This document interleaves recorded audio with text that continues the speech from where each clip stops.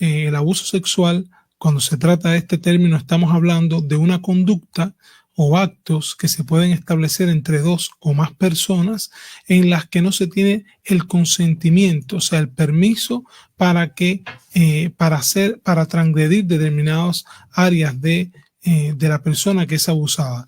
Estamos hablando de que una persona o más personas pueden tocar a otra o pueden quizás amenazarla o pueden también penetrarla o pueden hacerle diferentes actos sin el consentimiento de una persona, y cuando esto se está realizando, entonces estamos cometiendo un abuso sexual. En muchas ocasiones las personas consideran que solamente abuso sexual es precisamente la penetración, pero no es así. O sea, abuso sexual es todo lo que transgreda los límites de que una persona establece para conservar su integridad. Y en este caso, estamos hablando de abuso sexual, de todo lo que puede considerarse respecto a esto, ya sea la lascivia, ya sea la penetración, ya sean cualquiera de estos tipos de actos que son recriminados por la sociedad y son penalizados legalmente. Ahora, para hablar también de este tema de cómo sanarlo, Fabricio, tenemos también que tomar en cuenta en qué momentos se produce un abuso sexual, ¿no? No es lo mismo el abuso sexual desde la infancia que el abuso sexual después que se es adulto, o no es lo mismo cuando ya eres un adolescente. Mientras más temprano, mientras más precozmente se realiza un abuso sexual, mayores son las secuelas, peores son los pronósticos. Están demostrado, por ejemplo, que la mayoría de los niños que han sido abusados sexualmente desde la infancia se corren en cuestiones de riesgos. Existe, por ejemplo, 2 veces mayor riesgo, por ejemplo, de padecer de depresión, 3 veces más riesgo de padecer de trastornos de ansiedad, 5 veces más riesgo de padecer trastornos de la personalidad. Es decir, que son personas que van a crecer con muchas dificultades para poder conservar relaciones interpersonales adecuadas, relaciones de grupo de manera adecuada, 7 veces mayor riesgo de padecer de trastornos de conducta y sobre todo también de trastornos de estrés postraumático. Muchos de los niños que son abusados sexualmente también llegan a padecer de adicciones importantes, delincuencias y de exposiciones a sustancias psicoactivas durante toda su adolescencia y también en la adultez. Y lo peor es que cuando se da un abuso sexual es una situación devastadora, porque aquí en muchas ocasiones, cuando hablamos de abuso sexual, pensamos en muchas ocasiones en las emociones, pero aquí intervienen también otras áreas. Estamos hablando de los órganos de los sentidos. Aquí interviene qué ves, qué escuchas, qué hueles, qué palpas. Por eso, en ocasiones cuando vemos, por ejemplo, alguna película donde se da algún tipo de incidente, donde hay un abuso sexual, quizás vemos a una mujer, por ejemplo, bañándose y llorando y todo el tiempo tratándose de asear, porque es como una repulsión que siente hacia su propio cuerpo. ¿Por qué? Porque precisamente los órganos de los sentidos que están activados en ese momento le mantienen el olor que sintió en ese momento, lo que palpó, lo que le hicieron a ella. Vuelve todo a su cabeza, todo el escenario que efectivamente, los estudios revelan que la persona que ha sido abusada sexualmente generalmente mantiene los detalles de cada situación. Sin embargo, ¿qué vemos? Que los niños en muchas ocasiones, cuando son menores de 5 años, a veces no recuerdan todos los detalles, pero sí dejan marcas para toda la vida. Sobre todo, ¿por qué? Porque los niños generalmente cuando son abusados por personas cercanas a la familia, y muchas veces por personas dentro de la misma familia. El depredador siempre o generalmente lo que piensa es que por ser cercano a la familia o estar dentro de la familia no van a pensar que fue él. Y los niños siempre tienen temores, miedos, y esto genera que protejan mucho a los adultos, y situaciones que se dan que cuando los niños hablan muchas veces los adultos no le creen. En otras ocasiones los adultos lo culpan de lo que sucedió, y esto cada día genera mayor temor, mayor incertidumbre. Y está demostrado que en la medida que pasa el tiempo, mientras más se repite el acto sexual, en estudios que se han hecho, los niños, hay diferencia entre los niños que son abusados por personas que no conocen y diferencia de niños que son abusados por personas que sí conocen. Es decir, los niños que son abusados por personas conocidas todo esto se agrava. Incluso el riesgo también de padecer enfermedades físicas que no son precisamente enfermedades psiquiátricas ni desórdenes emocionales, tienen 4 veces más riesgo y más probabilidades de padecer cualquier tipo de otra enfermedad. Puede ser tanto la afectación que una persona al no superar esa etapa puede llegar a suicidarse. Así es, Fabricio. Cuando estamos hablando de depresión a partir de un abuso sexual, está comprobado que el riesgo de intentos autolíticos y la posibilidad de consumar un suicidio es 4 veces mayor que una persona que nunca ha sido abusada. Además de esto, muchos de los niños que han sido abusados sexualmente también se convierten en ocasiones en depredadores sexuales, llegan a ser pedófilos también. ¿Por qué? Porque hay un mecanismo psicológico que es patológico que se denomina formación reactiva, donde se producen una serie de conflictos intrapsíquicos que no se resuelven durante mucho tiempo de su crecimiento y que lo lleva en muchas ocasiones a padecer de esto. ¿Un problema será para toda la vida? Sí, puede darse para toda la vida. De hecho, está demostrado que los niños o las niñas que han sido abusadas en la infancia tienen un riesgo, en cuestión de riesgo, 3 veces mayor de padecer, por ejemplo, de trastornos de pánico en la adultez, de trastornos de estrés postraumático, de depresión mayor, ¿sí? Y la depresión mayor está muy relacionada también con la conducta suicida y, por supuesto, con esto el suicidio consumado. Ahora, para hablar de sanación, nosotros tenemos que tener en cuenta precisamente la historia de vida. No podemos pensar en sanar a una persona si no tenemos en cuenta esto. Y cuando estamos hablando de historia de vida, estamos hablando incluso desde los antecedentes prenatales, perinatales, postnatales. Estamos hablando aquí de antes del embarazo, lo que ocurrió en la vida de esta niña durante el parto y después del parto, porque no es lo mismo tampoco una niña producto de una madre que ha sido abusada o un niño producto de una madre que ha sido abusada a una madre que nunca lo ha sido, porque la madre que ha sido abusada en muchas ocasiones cruza su embarazo con una depresión importante. Hay estudios también que revelan que muchas veces los hijos de madres que han sido abusadas, en muchas ocasiones también tienen más riesgo de padecer abusos sexuales, y lo vemos también en la práctica, que hay abusos sexuales que se dan de generación en generación. Ahora, ¿qué hay que tener en cuenta para sanar? Primero, ¿en qué etapa evolutiva de vida se encuentra la persona? En muchas ocasiones las personas que han sido víctimas de abuso sexual se lo callan para toda la vida. Y ya después, la manera de expresarse ese abuso sexual muchas veces es a través de enfermedades físicas.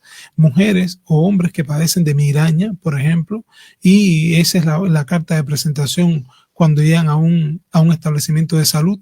Puede ser también que padezcan, por ejemplo, de enfermedades osteoarticulares importantes como la fibromialgia, por ejemplo, o pueden padecer de enfermedades autoinmunes como el lupus eritematoso o cualquier otro tipo de enfermedad física, pero cuando comenzamos a profundizar hay una historia de abuso sexual incluso a veces repetido y es la causa original de muchos de estos padecimientos. No estamos hablando que el hecho de que haya sido abusado sexualmente vas a padecer esta enfermedad. No, estamos hablando de todos los cambios físicos que se producen a partir de la afectación psicológica. Aquí intervienen en el abuso sexual áreas del cerebro que se ven afectadas, como es el hipotálamo, por ejemplo, que es el órgano regulador cerebralmente de las funciones hormonales. Aquí intervienen también, por ejemplo, la amígdala cerebral, la región prefrontal. Y en el momento que se está produciendo el abuso, por ejemplo, está descrito que las personas que son abusadas se le tensa la garganta, se le tensa la voz, se le tensa la pelvis, y estas situaciones que suceden corporalmente también son limitantes para que la persona pueda hablar, y al mismo tiempo se conservan muchos recuerdos precisamente por esto. ¿Por qué decía la importancia de ir desde la infancia? Muchos niños, Fabricio, y niñas presentan confusiones cuando son abusadas a temprana edad. ¿Por qué? Porque algunos en el tiempo que se está practicando el abuso, por ejemplo, los abusos lascivos, donde el depredador lo que hace es tocar a la niña o tocar al niño, en muchas ocasiones sienten sensaciones agradables en el momento que se está produciendo el hecho. Entonces, esto le genera un sentimiento de culpa. ¿Por qué? Porque al las partes que muchas veces toca el depredador, que son los genitales y también estas áreas, en muchas ocasiones producen placer, pero es un placer que el niño no puede determinar por qué, porque no puede entender que el tío lo esté tocando, un hermano lo esté tocando, un primo o un vecino, no lo puede entender. Entonces, a partir de sentir sensaciones de placer en ese momento, en muchas ocasiones incluso no se niegan a veces cuando el depredador lo invita o lo somete o lo amenaza, no se niega. Y empiezan los sentimientos de culpa a aparecer cuando se da cuenta que no ha dicho nada, que lo sigue repitiendo, que siente placer. Y esto es importante también trabajarlo. Aquí hay que hacer un trabajo profundo, Fabricio, de manera individual con la persona, pero también en muchas ocasiones hay que intervenir familiarmente y a veces escolarmente. Doctor, mientras más rápido sea reportado o conocido por el profesional médico, más rápido puede ser que se pueda curar o pueda encontrar un alivio. Pues hay personas que por vergüenza o por alguna no lo dicen y no buscan ayuda. Entonces ahí como que se complica. Así es, Fabricio. La mayoría de las personas que son abusadas no buscan ayuda. La mayoría de las personas que son abusadas por vergüenza, por pensar que no le van a creer, por pensar en el problema que se puede generar, entonces callan y por supuesto se agravan. Mientras más oportuno y más temprano se detecta, tiene mejor pronóstico y tiene que ver mucho también, Fabricio, esto en qué condiciones se recibe el paciente. Si el paciente, por ejemplo, llega con una depresión y es una depresión de años, hay que trabajar individual con él, hay que trabajar en muchas ocasiones con el esposo o la esposa. ¿Por qué? Porque muchas veces las personas que son abusadas tienen dificultades para tener relaciones sexuales en la intimidad. Esto en muchas ocasiones genera celos, desconfianzas en la pareja y por muchos años la pareja muchas veces desconfía, muchas veces abusa sexualmente de la persona porque al considerar que no quiere estar con él piensa que ya no le gusta como al principio, que ya no lo ama como al principio o no la ama como al principio, y es importante en muchas ocasiones poder intervenir psicoterapéuticamente en pareja. En otras ocasiones, por ejemplo, existen resentimientos importantes de la persona que ha sido abusada porque los padres no le creyeron nunca y existe un distanciamiento familiar importante porque hay un resentimiento marcado por esta situación. A veces hemos visto también padres conscientes de que un padrastro o una persona cercana abusó del hijo y se mantiene también con la persona. Entonces, son conflictos importantes. También se dan incidentes, por ejemplo, donde el abuso sexual se da, por ejemplo, en una institución educativa o en una universidad o en una fiesta. Hemos tenido, por ejemplo, pacientes ya después de presentarse en la adultez joven o en la juventud, donde han sido abusadas por 3 y 4 personas en una fiesta entre amigos. Entonces, son diferentes los contextos y, por tanto, a la hora de sanar hay que ir a profundizar individualmente en la historia. Es muy importante aquí que el profesional pueda establecer un buen rapport con el paciente, donde el paciente siente un ambiente de seguridad, de confianza, de confidencialidad. Mientras mejor se da estos aspectos, más posibilidades existen de que la persona pueda ventilar y hablar lo que necesita, y a partir de ahí hay que empezar a buscar recursos protectores, personas en la familia o amigos que de alguna manera, si es necesario, porque también esto es en negociación con el paciente, pudieran intervenir en caso de que sea necesario para el paciente. Se utiliza también en este caso el tratamiento farmacológico en dependencia del grado de afectación que tenga la persona para poder disminuir y estabilizar la bioquímica interna del organismo que está afectada, y por supuesto un proceso psicoterapéutico profundo lleva para poder trabajar. Hay que realizar una reestructuración cognitiva de cómo se ve la persona, de cómo observa el mundo y cómo siente que el mundo lo observa a él. Doctor, puede darse el caso en una pareja, llegó el esposo un poco mareado, a lo mejor y todo, y mantiene una relación sexual a la fuerza, y puede que la mujer le desarrolle un trauma y a lo mejor no quiera estar más con él. Así es, Fabricio, y eso se da y muchas veces se repite constantemente. Cada vez que se repite algo como esto, la persona que desarrolló, por ejemplo, un trastorno de estrés postraumático, lo que hace es agravarse más. Y en muchas ocasiones esto se agrava, por ejemplo, si la mujer, en este caso hablando de la mujer, si la mujer, por ejemplo, no tiene un trabajo y depende económicamente del hombre, es peor. Si la mujer, además de no tener un trabajo, tiene hijos, también se agrava la situación, porque muchas veces la mujer se ve en la necesidad de quedarse con el hombre. Si no conversa con la pareja, se le agrava más. Se agrava más. O sea, todo tiempo que pase y que la persona no pueda comunicar, que no pueda decir lo que siente, expresar lo que está viviendo, a pesar de que haya ya un tiempo determinado que haya sucedido esto, es peor. O sea, todo se agrava. De aquí la importancia, por ejemplo, cuando yo estaba comentándote, Fabricio, de lo que sucede, el cierre, el bloqueo que sucede en los músculos laringios y cómo la garganta se cierra, la persona muchas veces no puede hablar. Esto genera sentimientos de culpa. La importancia de que se le enseñe a los niños o a las niñas que si alguien los va a tocar, griten. Es importante el grito que puedan dar en ese tiempo, es un grito que puede asustar al depredador, que puede hacer que otra persona escuche, y esto lo puede salvar de un abuso sexual.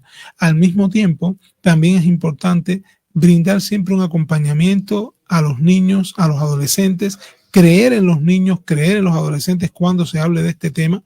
¿Por qué? Porque esto es una de las causas que hace que el abuso sexual se convierta en una situación devastadora para la persona. En Esmeraldas es muy frecuente este tipo de casos. ¿Usted ha atendido muchos? Yo no he atendido muchos casos, Fabricio, pero sí he atendido algunos. O sea, yo pudiera decir que de los 6 años que estoy aquí ya trabajando en Esmeraldas, he atendido de 15 a 20 casos de abuso sexual, y el 80% de los casos que he atendido son de abuso sexual infantil. ¿Qué deberían de hacer los padres en este caso, cuando hay ese tema, abuso sexual infantil? Claro, te estoy diciendo abusos sexuales dados en el momento que los estoy, o sea, recientes, pero sí muchos de los casos de depresión que yo veo actualmente, de trastornos de ansiedad, la gran mayoría han padecido abusos sexuales. Hay muchos desde la infancia y que por supuesto han pasado mucho tiempo y algunos han podido asimilar mejor esto, pero no todos. ¿Qué deberían de hacer los padres ahí? Los padres, lo primero es creer en los hijos, creer en lo que los hijos le dicen. O sea, cuando un padre comienza a observar que un hijo se está aislando o tiene comportamientos contrarios a lo que él, por ejemplo, le ha enseñado, que no siempre es el aislamiento y es el callarse. Muchas veces los comportamientos son totalmente contrarios. El chico comienza a rendir menos en el ámbito escolar, comienza a tener desobediencia o negativismo o desafío, o comienza, por ejemplo, a tener conductas intranquilas o una hiperactividad que no lo puede controlar, a pesar de que nunca ha sido así. Es importante pensar en la posibilidad de que puede estar sometido, puede haber sufrido un abuso sexual. Entonces, creer en el niño. Lo otro es buscar un especialista en salud mental. ¿Para qué? Para poder hacer una intervención adecuada y que trabajando individualmente en dependencia de la etapa evolutiva en que se encuentre y trabajando con la familia, poderlos ayudar. Aquí da mucho resultado desde el punto de vista psicológico. El enfoque psicológico puede ser cualquier enfoque psicológico que sea efectivo para el niño. Puede ser el enfoque psicoanalítico, cognitivo-conductual, puede ser cualquier tipo de enfoque psicológico que pueda facilitar la evolución. Doctor, por esto hay mucho más salud mental. Sí, salud mental es mucho más que solamente pensar en tratamiento farmacológico o psicoterapias. Es ver al individuo de manera integral y poderle brindar la ayuda que necesitan. Nos pueden ubicar en la calle Nelson Ortiz 101 entre Barbizotti y Avenida del Pacífico, en el sector Las Palmas. Estamos dispuestos a ayudarles en el Centro de Atención Integral en Salud Mental Chalón.